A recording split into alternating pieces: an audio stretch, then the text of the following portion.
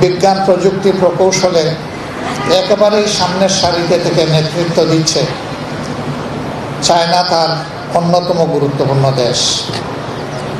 অতএব চায়নার কাছ থেকে আমাদের পাওয়ার এবং জানার অনেক কিছু আছে। আজকে যে মহৎ কাজের জন্য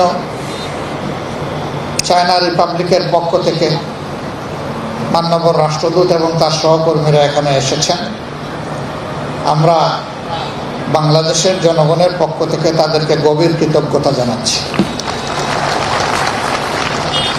আমরা আশা করছি এর মাধ্যমে আমাদের এই সহযোগিতার যে অভিযাত্রা শুরু হলো, এটা দিন দিন সামনের দিকে আরো বেশি এগিয়ে যাবে।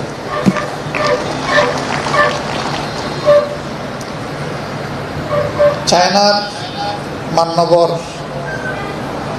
রাষ্ট্রদূতের মাধ্যমে আমরা আহ্বান জানাতে চাই, বিশাল একটি দেশ চায়না,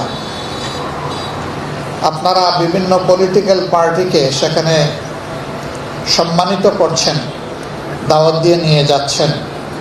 তার পাশাপাশি আমাদের দেশের সাংবাদিক মহল, বুদ্ধিজীবী, শিক্ষাবিদ যারা, তাদেরকেও আপনারা এই সুযোগটা বেশি বেশি করে তৈরি করে দেবেন। তাহলে সমাজ বিনির্মাণে তারা আরো অর্থকরী ভূমিকা পালন করতে পারবেন বলে আমরা বিশ্বাস করি। যে সমস্ত ভাই বোনেরা এখানে আজকে এসেছেন সামান্য উপহার নেওয়ার জন্য, আল্লাহ তাআলার দরবারে দোয়া করি আল্লাহ যেন আপনাদের জীবনে সচ্ছলতা দান করেন, যে ভবিষ্যতে আপনারা নিজেরাই যেন বিপন্ন মানুষকে নিজ হাতে সহযোগিতা করতে পারেন। এটি হবে আমাদের জন্য অত্যন্ত আনন্দের। আর আল্লাহ তাআলার ভান্ডার অফুরন্ত, আল্লাহ চাইলে যে কাউকে এই সচ্ছলতার এই নিয়ামত দান করতে পারে। আমরা মহান রবের দরবারে সেই দোয়াই করি, আল্লাহ যেন আপনাদের জীবনের দুঃখ কষ্টগুলো দূর করে দেন, সচ্ছলভাবে সম্মানের সাথে আপনারাও যেন বসবাস করতে পারেন। আল্লাহ যেন আপনাদেরকে সেভাবেই সাহায্য করেন।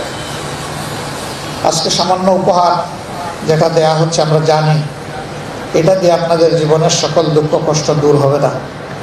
তারপরেও চায়না এবং আমরা আপনাদের পাশে আছি, আপনাদের পাশে ছিলাম এবং আপনাদের পাশে থাকবো ইনশাআল্লাহ। আমরা মিলেমিশে হাতে হাত ধরে পাশাপাশি থেকেই প্রিয় বাংলাদেশকে সবাই মিলে ভালোবাসবো, সবাই মিলে গড়ে তুলব।